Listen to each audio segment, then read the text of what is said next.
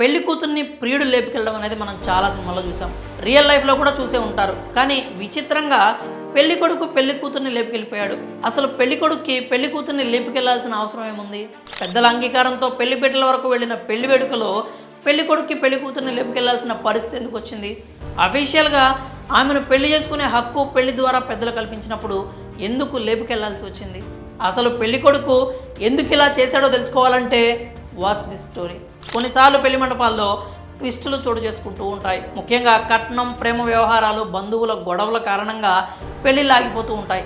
తాళి కట్టే సమయంలో వధువు లేదా వరుడు వేరే వారితో పారిపోవడం వంటివి కూడా జరుగుతూ ఉంటాయి. అయితే తాజాగా యూపీలో ఓ విచిత్రమైన ఘటన చోటు చేసుకుంది. పెళ్లి కొడుకే పెళ్లి కూతురుతో పారిపోయాడు.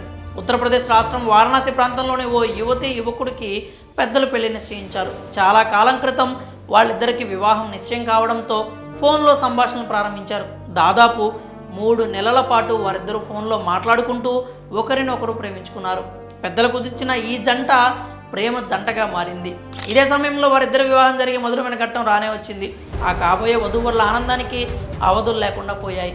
ఇక పెళ్లి ఏర్పాట్లు ఘనంగా జరిగాయి. 20 బంధువులు, మిత్రులు పెద్ద సంఖ్యలో పెళ్లికి హాజరయ్యారు.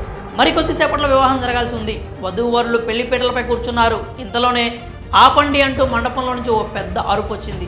తీరా చూస్తే వధువు కుటుంబ సభ్యులు అనుకున్న కట్నం పెళ్లి నాటికి అందించలేకపోయారు. కాసేపట్లో ఇస్తామంటూ పెళ్లి ముహూర్తం వరకు తీసుకొచ్చారట.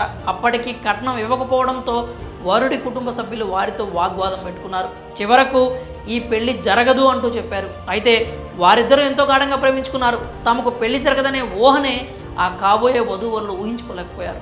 వెంటనే అక్కడ ఉంటే తమ పెళ్లి జరగదని వారు భావించారు. వెంటనే వరుడు తన స్నేహితుడు ఎక్సెల్ తీసుకొని వధువుతో పారిపోయాడు. అలా వాళ్ళిద్దరూ అదే పట్టణంలో ఉన్న ఓ ఆలయానికి వెళ్ళి దండలు మార్చుకొని వివాహం చేసుకున్నారు.